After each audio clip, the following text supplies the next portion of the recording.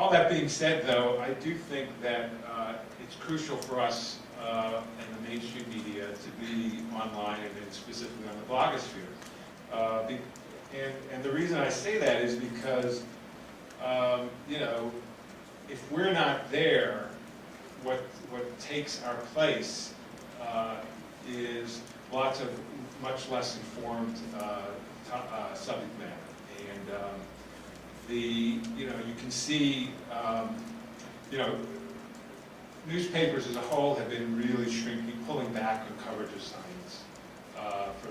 This has been going on for a decade, and so I think organizations like Seed and Discover very smartly moved into that space.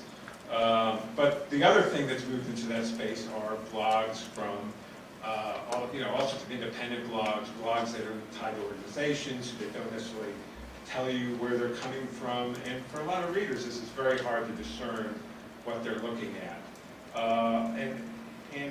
Just one of the speakers,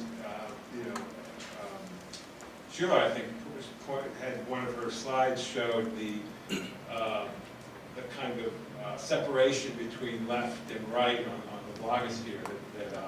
That blogs link to other, they link to other blogs. They aggregate information from blogs that think like them, and we're sort of we're an organization that tries to not be in the middle, which as Charlie Crist is finding in Florida is not always it is to be. And I think in some ways we probably would have more popular blogs if we were out there taking strong stands or being more opinionated.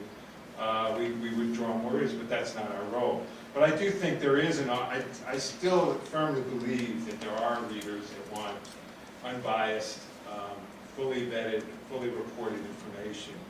And if we're not out there doing that, sort of being a neutral source of information, there's going to be very little of that out there. We still have the resources to do that a lot of people don't. That's all I have to say. Yeah. A lot of themes raised here that I think we're going to build upon. So let's take some questions. We've run a little over, but I wanted to. I think that it was worth it running a bit over. So, how are we doing this logistically? Are people using microphones, or are they just? No. Yeah. Okay. So I got hands over there. Okay. Which ones are? Yes, ma'am. This question is for Gil. A few years ago, I had the pleasure of sitting in on one of the Boston Globe meetings with Marty Barron, sort of like how the sausage is made. So, I'm not a journalist. I just have friends who are in journalism. And I also happen to be volunteer for the Cambridge Science Festival that's going on right now. So when you were talking about a broad community with thousands of people showed up last Saturday for the carnival, literally, it's like all walks of society were very, very engaged. My question is, when other than climate change, certain polarizing, how does one decide what particular topic to pick? Do you just throw, do you throw dice on the table and just say, okay, because obviously you have a vested interest in driving traffic and driving interest. Or do you do something obscure, or do you do something like, people might be interested in it, or do you solicit suggestions from the broad community? There's no science to it, but I think part of it is what interests our reporters. I try not to be top down in terms of sort of telling people what to do. We have 5 reporters who cover health and science, which is actually quite a bit more than most newspapers, but less than we had 5 years ago. So we have to be fairly selective in what we cover. We augment that, of course, with wire services and rely on them for a lot of coverage.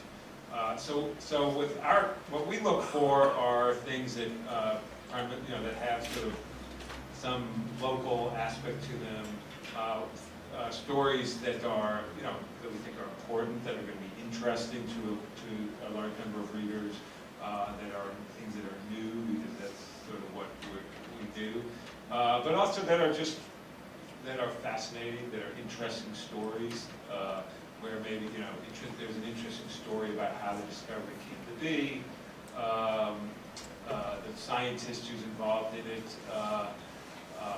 We have a story that's, one of my reporters has written about, that involves a scientist whose son developed type 1 diabetes, and he set out to work on an artificial pancreas as a treatment for type 1. So, we're interested primarily in good stories. That's basically what we do, is tell stories, and we just happen to write them about science and medicine. Does that answer your?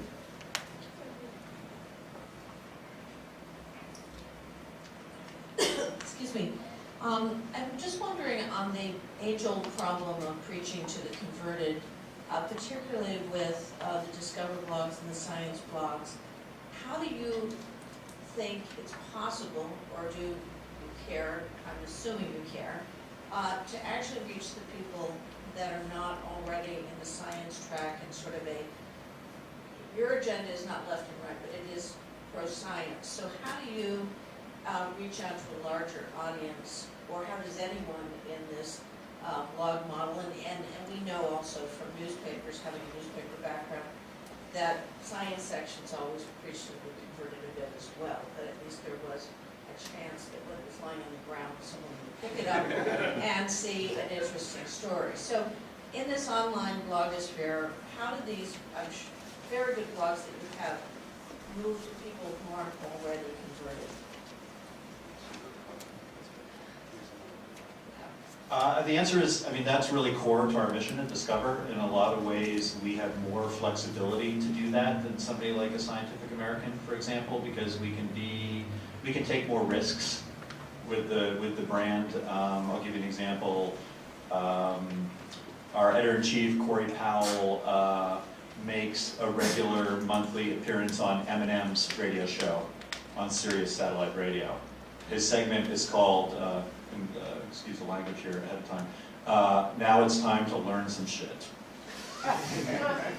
Man, when show, now it's time to learn some shit. Like that. So that's core to what we do, and reaching out. And actually the people on Shade 45 are very engaged. They get a lot of calls when Corey goes on.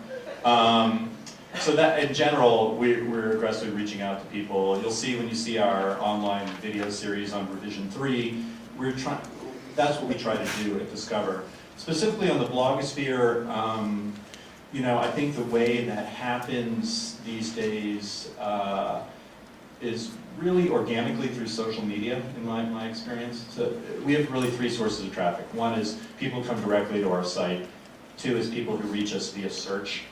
And then 3 is social media, which is about to surpass number 1 and number 2. So we rely on people tweeting it out, or retweeting it, or blogging about it on their own sites, or sharing it on Facebook. Facebook, Twitter, Reddit, StumbleUpon, Dig, Fark, these sites where people are recommending it. Our readers are recommending it to their larger group of friends is really, I think, the way, in my experience, that happens on the blog side.